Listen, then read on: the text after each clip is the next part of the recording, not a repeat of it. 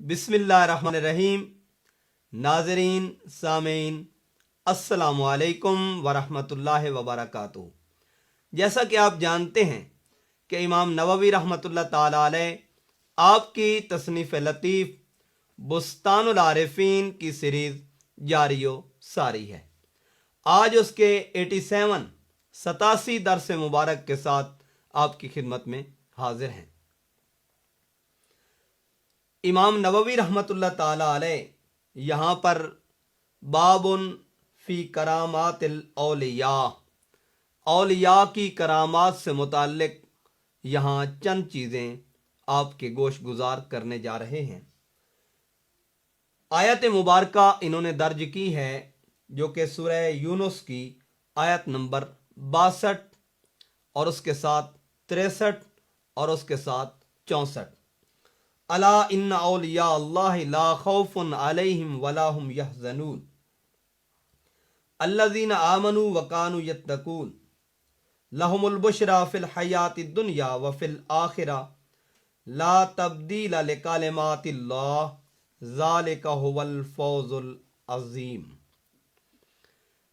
कि खबरदार, बेशक औलिया अल्लाह को ना कोई खौफ है उन पर और ना ही कोई गम। यहाँ काबिल तवज्जो और काबिल ज़िक्र बात यह है कि इस आयत मुबारका जिसमें औलियाए कामिलीन की अज़मत, उनके शर्फ, उनके वक़ार को ज़िक्र किया गया, अला से बतौर ख़ास इसको शुरू किया गया, जो इस माना में है कि बाज़ मुकामात पर आदमी अपने आप को देखते हुए उन पर भी उन्हीं उमूर और लवाज़िमात का इतलाक़ करता है जो अपने अंदर पाए जाते हैं। तो अला तंबीह के लिए है कि खबरदार, बेशक अल्लाह के जो दोस्त हैं उन्हें ना कोई खौफ है और ना ही कोई गम। फिर उनके लिए एक निसाब दिया गया, फरमाया वो कौन हैं? अल्लज़ीना आमनू व कानू यत्तकून, वो ईमान वाले हैं और तकवा इख्तियार करने वाले हैं। गोया विलायत का निसाब ईमान और तकवा है। फिर उनके लिए बिशारत है दुनिया के अंदर भी, आखिरत के अंदर भी, और उनके लिए बहुत बड़ी कामयाबी है जिसका जिक्र इन आयात बय्यनात के अंदर किया गया। इब्तिदान 3-4 चीज़ें जो निहायती तवज्जो के लायक हैं वो ये हैं कि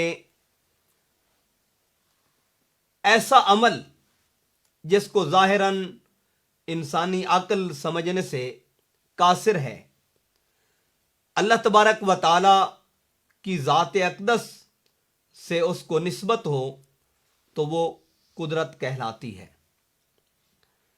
अगर खर्क आदत कोई अमल जिसको इंसानी अक्ल, इंसानी शऊर, इंसानी इदराक कमा हक़्क़ुहू हासिल न कर पा रहा हो और वो नबी से मुताल्लिक हो तो उसकी 2 सूरतें हैं, एक ऐलान नबूवत से पहले और एक ऐलान नबूवत के बाद। अगर ऐलान नबूवत से पहले हो तो उसे इरहास कहते हैं, अगर ऐलान नबूवत के बाद हो तो उसे मौजज़ा कहते हैं। और अगर वही खर्क आदत, बात और अमल किसी वली कामिल से सरजद हो तो उसे करामत कहते हैं।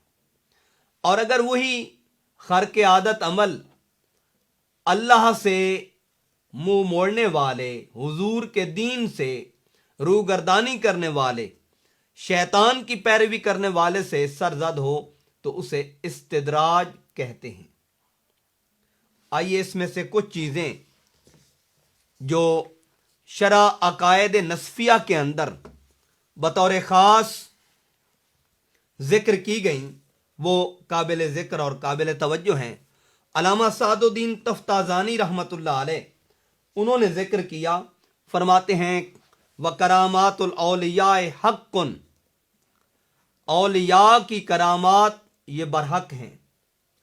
वल वलियो हुवल आरिफ बिल्लाह ताला व सिफातिही, और फरमाते हैं कि वली की तारीफ ये है कि जो आरिफ बिल्लाह हो, अल्लाह को पहचानने वाला हो, अल्लाह की ज़ात को पहचानने वाला हो और उसकी सिफात की मारिफत रखने वाला हो।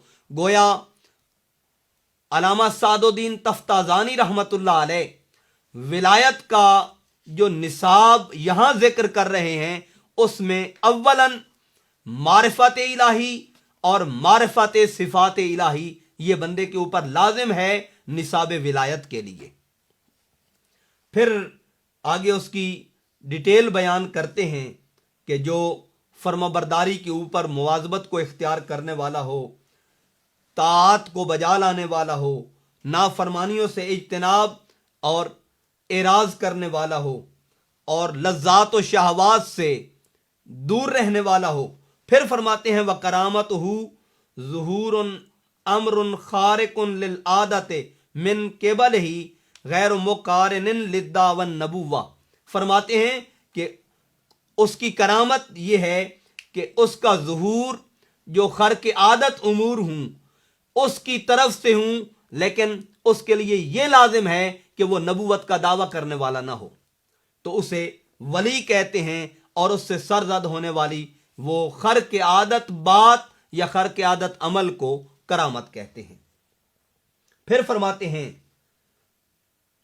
फमा ला यकून मकरूनन बिल ईमान वल अमल सालेह यकून इस्तिद्राजन, और अगर वो ईमान और अमल साले के साथ मिली हुई नहीं है तो उसे इस्तिद्राज कहते हैं। फिर फरमाते हैं वमा यकून मकरूनन बिदावन नबुवा यकून मौजिज़तन, फरमाया अगर वो नबुवत के दावा के साथ है और नबी से वो चीज़ सरजद हो तो उसे मौजिज़ा कहते हैं। अब ये चीज़ जहन में रहे कि करामत, मौजिज़ा, कुदरत और इस्तिद्राज, इसके अंदर बुनियादी फ़र्क है और ये भी पहचान होनी चाहिए। ये नहीं कि हर एक से खर्क आदत अमल सरजद हो तो वो करामती कहलाती है। आज आप अगर गहराई से इस बात का मुताला करें तो बाज़ ऐसे उमूर जो शैतान की पैरवी करने वाले हैं, ताआत को इख्तियार नहीं करते, फर्माबरदारी को बजा नहीं लाते, अल्लाह और उसके रसूल सल्लल्लाहु अलैहि वसल्लम के अहकामात की तामील व तकमील नहीं करते, लेकिन बाज़ मुकामात पर देखने में आया है कि वो चीज़ें आदमी के सामने आती हैं और आदमी उनसे मुतासिर हो जाता है। शरीयत से हट के, शरीयत को पसे पुश्त डाल के कुछ ऐसे उमूर लोगों से सरजद होते हैं और हम उनकी जानिब खींचे चले जाते हैं कि ये बहुत बड़ा कोई वली है या कोई अल्लाह वाला है। लेकिन ज़हन में ये बात रहे, वली वो है जो शरीयत मुस्तफ़ा सल्लल्लाहु अलैहि वसल्लम की मुताबियत में सारी ज़िंदगी गुजार देता है और एक कदम भी हुजूर की शरीयत से बाहर नहीं रखता। आप सूफिया कराम की, औलिया कामिलीन की, बशमूल हुजूर सुल्तानुल आरिफीन हज़रत सुल्तान बाहू साहब रहमतुल्लाह अलैह आपकी तालीमात का मुताला करें, उसमें यह चीज़ मौजूद है। अगर एक शख्स लौकाना युतीरु फिल हवा व यमशी अलल मरा व याकुलुन नारा व तारका सुन्नतम मिन सुन्नती, हुजूर के इस फरमान को नकल किया, फरमाया फ़इन्नहु शैतान, वो शैतानी तरीक पर है, आग को खाता नजर आ रहा है। पानी पे बगैर कश्ती के और बगैर किसी ऐसी चीज के जो पानी के ऊपर तैरती है और आदमी को आर पार लेके जाती है, उसके बगैर पानी पे चलता नजर आ रहा है और हवा में उड़ता नजर आ रहा है, लेकिन हुजूर की शरीयत का तारिक है, तो वो वली कहला नहीं सकता। हजरत सुल्तान बाहू साहब ने इसका तर्जुमा अपने अंदाज में किया, नहीं फकीरी झलियां मारन सुत्ते लोग जगावन हो, कि लोग तो समझते हैं कि बड़ा अल्लाह वाला है, पत्नी झलियां मारता है और क्या कुछ करता है। और आज तो देखें मीडिया के ऊपर, इंटरनेट के ऊपर سوشل میڈیا کے اوپر آپ دیکھیں بڑی عجیب و غریب سی باتیں آدمی کے سامنے آتی ہیں اور لوگ کہتے ہیں جی یہ ولی ہے، کوئی کچھ کر رہا ہے، کوئی کچھ کر رہا ہے، کوئی کچھ کر رہا ہے، اور لوگ اسے ولی سے تعبیر کرتے ہیں۔ یہ بات ذہن میں رہے، جہاں حقیقت ہوتی ہے تو حقیقت کی آڑ میں کچھ بہروپیے بھی پھرتے ہیں۔ فقیری یہ نہیں ہے کہ جلیاں مار مار کے لوگوں کو بیدار کر دیا جائے اور لوگوں کی نیند کو حرام کر دیا جائے، نہیں، فقیری جلیاں مارن ستے لوگ جگاون ہو، نہیں فقیری وچ ہوا مسلح پا ٹھہراون ہو، نہیں فقیری واندی ندی سکیاں پار لگاون ہو، نام فقیر تنہا دا یا حضرت باہو جڑے دل وچ یار وکھاون ہو۔ فقیر اس کا نام ہے جو اندر سے بندے کو اپنے مالک و مولا کی پہچان عطا کر دے، جیسا کہ شرح قائد نصفیہ کے حوالے سے عرض کیا کہ وہ خود اللہ تبارک و تعالیٰ کی ذات کا عارف ہوتا ہے، اللہ کی صفات کا عارف ہوتا ہے، جو ان کی مجلس اور معیت میں آ جاتا ہے ان کو بھی اللہ کی معرفت اور پہچان عطا کر دیتا ہے۔ اور یہاں ایک بات اگر اجازت دیں تو عرض کرنا چاہتا ہوں، فقیر کا، ولی کا، مرشد کا اور مرشد کامل کا جو تعارف، اس کی جو پہچان ہے وہ کیا ہے؟ اگر اس بات کو آپ غور سے دیکھیں اور اس بات کو گہرائی سے دیکھیں تو علامہ جرجانی علیہ رحمہ نے اپنی معجم التعریفات کے اندر، جس کو کتاب التعریفات کے اندر بھی کے نام سے موسوم کیا جاتا ہے، اس کے اندر انہوں نے مرشد کی تعریف کی ہے۔